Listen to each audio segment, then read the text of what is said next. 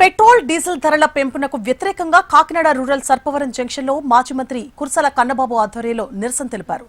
ర్యాలీగా MRO office కు చేరుకుని ఎంఆర్ఓకు పెట్రోల్ డీజిల్ ధరలు తగ్గించాలని వినతి పత్రం ఇచ్చారు. గుజరాత్ ఇతర రాష్ట్రాల్లో ఏ విధంగా అయితే పెట్రోల్ డీజిల్ రేట్లున్నాయో అదే రేట్లతో ఇక్కడ అమ్మకాలు జరపాలంటున్న ఉత్తరాంధ్ర జిల్లాల కన్వీనర్ కుర్సాల కన్నబాబుతో మా ప్రతినిధి దుర్గారావు ఫేస్ టు ఫేస్. భారతదేశంలోనే ఎక్కడ లేని విధంగా ఆంధ్రప్రదేశ్లో పెట్రోల్ డీజిల్ ధరలు అత్యధిక రేట్లతో ఉన్నాయంటూ వైఎస్ఆర్సీపీ పార్టీ రాష్ట్ర వ్యాప్త పిలుపు మేరకు ఈరోజు అన్ని జిల్లాల నుంచి పార్టీ కార్యకర్తలు పార్టీ నాయకులు కూడా అయితే ఎంఆర్ఓ ఆఫీస్ కావచ్చు ఇతర కార్యాలయాలతో వినతి పత్రం కార్యక్రమం ఇచ్చారు. ప్రస్తుతం ఈ అంశంపై మనతో మాట్లాడడానికి ఉత్తరాంధ్ర జిల్లాల కన్వీనర్ కురసాల కన్నబాబు గారు ప్రస్తుతం మనతో అందుబాటులో ఉన్నారు. ఆయన మరిన్ని వివరాలు అడిగి తెలుసుకుందాం. చెప్పండి సార్, అసలు ఎందుకు మీరు అన్ని జిల్లాలకు సంబంధించి పెట్రోల్ వ్యవస్థ సంబంధించి ఈరోజు ఎందుకు వినతి పత్రాలకు సంబంధించి ఇచ్చారు? చంద్రబాబు నాయుడు గారు అనే ఒక నాయకుడు ఒక్క పచ్చి మోసం చేసే నాయకుడు తప్ప ప్రజలకి మేలు చేసే నాయకుడు కాదనేది మరొకసారి ఇవాళ నిరూపణ అయింది. ఎన్నికల ముందు ఆయన ఏం చెప్పాడు? ఆయన కానీ ఆయన కుమారుడు లోకేష్ గారు కానీ అన్ని ఊర్లు తిరుగుతూ జగన్మోహన్ రెడ్డి గారు ఉద్దేశపూర్వకంగా పెట్రోల్ రేట్లు డీజిల్ రేట్లు ఎక్కువ పెంచి అమ్ముతున్నారు, మిగతా రాష్ట్రాల్లో కన్నా ఇక్కడ 10 రూపాయలు తేడా ఉంది, దీన్ని జే ట్యాక్స్ అంటామని చెప్పి ప్రచారం చేశాడు లోకేష్ గారు కానీ వాళ్ళ నాన్నగారు కానీ. ఇవాళ మేము అడుగుతున్నాం, ఆంధ్రప్రదేశ్లో రేట్లు దేశంలోనే హైయెస్ట్ రేట్లు ఉన్నాయి. అత్యధికంగా పెట్రోల్ డీజిల్ రేట్లు ఉన్న రాష్ట్రంగా ఆంధ్రప్రదేశ్ రికార్డు సాధించింది. ఎందుకు? మీరు అదనపు ఇవన్నీ సెస్లు కానీ వ్యాట్లు కానీ వేయడం వల్ల. అంతకుముందు ఒకసారి దాన్ని కేంద్ర ప్రభుత్వం తగ్గించినా కూడా రాష్ట్ర ప్రభుత్వం తగ్గించకుండా దాన్ని సమానం చేసింది. ఇప్పుడు మళ్ళీ పెరిగిన రేట్ల ప్రకారం 113 రూపాయలు చిల్లర పెట్రోలు, ఇంచుమించుగా 102 రూపాయల దాకా, 101, 102 రూపాయల దాకా డీజిల్ అమ్ముతున్నారు. మరి మీరు ఆ రోజు మేనిఫెస్టోలో మేము వస్తే పెట్రోల్ డీజిల్ ధరలను తగ్గిస్తామని చెప్పిన విషయాన్ని మీరు మర్చిపోయారా? లేకపోతే మీ మేనిఫెస్టో తీసి బుట్టలో పడేశారా? ఎందుకు ఇవాళ అత్యధికంగా పెట్రోల్ డీజిల్ రేట్లు ఉంటే మీకు కళ్ళు కనిపించినట్టుగా బిహేవ్ చేస్తున్నారు?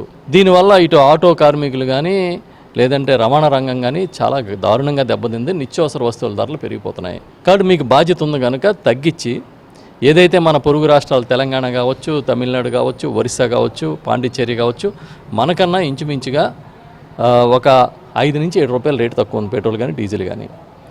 మీ గవర్నమెంట్లో భాగస్వామిగా ఉన్న బీజేపీ పరిపాలిత గుజరాత్కి మనకే చూసుకుంటే లీటర్కి 15 రూపాయలు తేడా ఉంది. మనకన్నా గుజరాత్లో 15 రూపాయలు తక్కువ లీటర్కి. మరి ఇప్పుడు మీరు ఏం చెప్తారని అడుగుతున్నాం.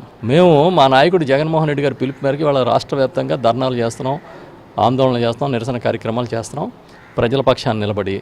ఎందుకంటే నువ్వు ఇచ్చిన మాట నిలబెట్టుకోమని చెప్పి చంద్రబాబు నాయుడు గారిని కానీ వారి కుమారుని కానీ మేము డిమాండ్ చేస్తూ ఉన్నాం.